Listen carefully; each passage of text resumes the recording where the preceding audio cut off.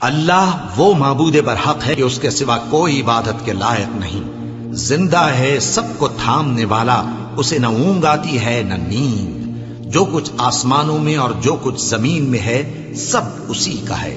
کون ہے کہ اس کی اجازت کے بغیر اس سے کسی کی سفارش کر سکے؟ جو کچھ لوگوں کے روبرو ہو رہا ہے اور جو کچھ ان کے پیچھے ہو چکا ہے اسے سب معلوم ہے، اور لوگ اس کی معلومات میں سے کسی چیز پر دسترس حاصل نہیں کر سکتے۔ ہاں، جس قدر وہ چاہتا ہے اسی قدر معلوم کرا دیتا ہے۔ اس کی بادشاہی اور علم آسمان اور زمین سب پر حاوی ہے، اور اسے ان کی حفاظت کچھ بھی دشوار نہیں۔ وہ بڑا عالی رتبہ ہے، جلیل القدر ہے۔ دین اسلام میں کوئی زبردستی نہیں ہے، ہدایت صاف طور پر ظاہر اور گمراہی سے الگ ہو چکی ہے۔ تو جو شخص بتوں سے اعتقاد نہ رکھے اور اللہ پر ایمان لائے، اس نے ایسی مضبوط رسی ہاتھ میں پکڑ لی ہے جو کبھی ٹوٹنے والی نہیں، اور اللہ سب کچھ سنتا ہے، سب کچھ جانتا ہے۔ جو لوگ ایمان لائے ہیں ان کا دوست اللہ ہے کہ اندھیرے سے نکال کر روشنی میں لے جاتا ہے، اور جو کافر ہیں ان کے دوست شیطان ہیں کہ ان کو روشنی سے نکال کر اندھیرے میں لے جاتے ہیں۔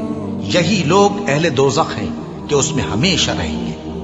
بھلا تم نے اس شخص کو نہیں دیکھا جو اس غرور کے سبب سے کہ اللہ نے اس کو سلطنت بخشی تھی، ابراہیم سے اپنے پروردگار کے بارے میں جھگڑنے لگا؟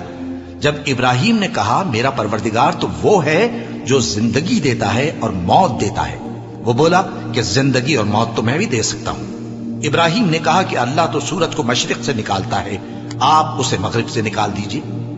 یہ سن کر وہ کافر ہکا بکا رہ گیا، اور اللہ بے انصافوں کو ہدایت نہیں دیا کرتا۔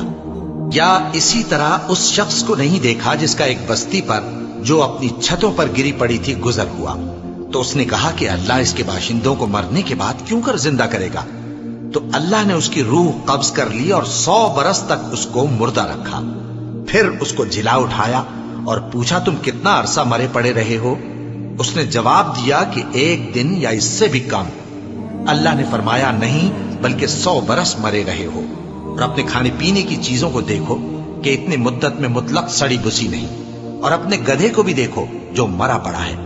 غرض ان باتوں سے یہ ہے کہ ہم تم کو لوگوں کے لیے اپنی قدرت کی نشانی بنائیں، اور ہاں، گدھے کی ہڈیوں کو دیکھو کہ ہم ان کو کس طرح جوڑے دیتے اور ان پر کس طرح گوشت پوست چڑھائے دیتے ہیں۔ جب یہ واقعات اس کے مشاہدے میں آئے تو بول اٹھا کہ میں یقین کرتا ہوں کہ اللہ ہر چیز پر قادر ہے۔ اور جب ابراہیم نے اللہ سے عرض کیا کہ اے پروردگار مجھے دکھا کہ تو مردوں کو کیوں کر زندہ کرے گا، اللہ نے فرمایا کیا تم نے اس بات کا یقین نہیں کیا؟ انہوں نے کہا کیوں نہیں، لیکن میں دیکھنا اس لیے چاہتا ہوں کہ میرا دل اطمینان کامل حاصل کر لے۔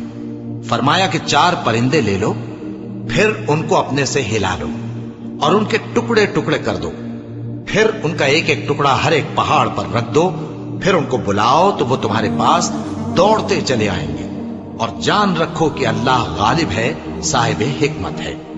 جو لوگ اپنا مال اللہ کی راہ میں خرچ کرتے ہیں ان کے مال کی مثال اس دانے کی سی ہے جس سے 7 بالیں اگیں اور ہر ایک بال میں 100 دانے ہوں، اور اللہ جس کے اجر کو چاہتا ہے اور زیادہ کرتا ہے، اور اللہ کشائش والا ہے، سب کچھ جاننے والا ہے۔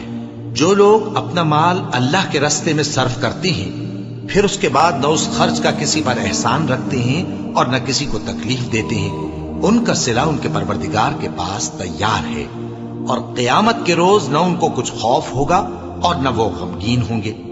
جس خیرات کے دینے کے بعد لینے والے کو ایذا دی جائے اس سے تو نرم بات کہہ دینی اور درگزر کرنا بہتر ہے، اور اللہ بے نیاز ہے، بردبار ہے۔ مومنوں، اپنے صدقات و خیرات احسان رکھنے اور ایذا دینے سے اس شخص کی طرح برباد نہ کر دینا جو لوگوں کو دکھاوے کے لیے مال خرچ کرتا ہے اور اللہ اور روز آخر پر ایمان نہیں رکھتا، تو اس کے مال کی مثال اس چٹان کی سی ہے جس پر تھوڑی سی مٹی پڑی ہو اور اس پر زور کا مے برس کر اسے صاف کر ڈالے۔ اسی طرح یہ ریاکار لوگ اپنے اعمال کا کچھ بھی صلہ حاصل نہیں کر سکیں گے، اور اللہ ایسے ناشکروں کو ہدایت نہیں دیا کرتا۔ اور جو لوگ اللہ کی خوشنودی حاصل کرنے کے لیے اور خلوص نیت سے اپنا مال خرچ کرتے ہیں ان کی مثال ایک باغ کی سی ہے جو اونچی جگہ پر واقع ہو، جب اس پر زور کا مے پڑے تو دگنا پھل لائے، پھر اگر مے نہ بھی پڑے تو خیر پھوار ہی صحیح، اور اللہ تمہارے کاموں کو دیکھ رہا ہے۔ بھلا تم میں کوئی یہ چاہتا ہے کہ اس کا کھجوروں اور انگوروں کا باغ ہو جس میں نہریں بہ رہی ہوں اور اس میں اس کے لیے ہر قسم کے میوے موجود ہوں اور اسے بڑھاپا آ پکڑے اور اس کے ننھے ننھے بچے بھی ہوں تو ناگہاں اس باغ پر آگ کا بھرا ہوا بگولا چلے پس وہ جل جائے؟ اس طرح اللہ تم سے اپنی آیتیں کھول کھول کر بیان فرماتا ہے تاکہ تم سوچو اور سمجھو۔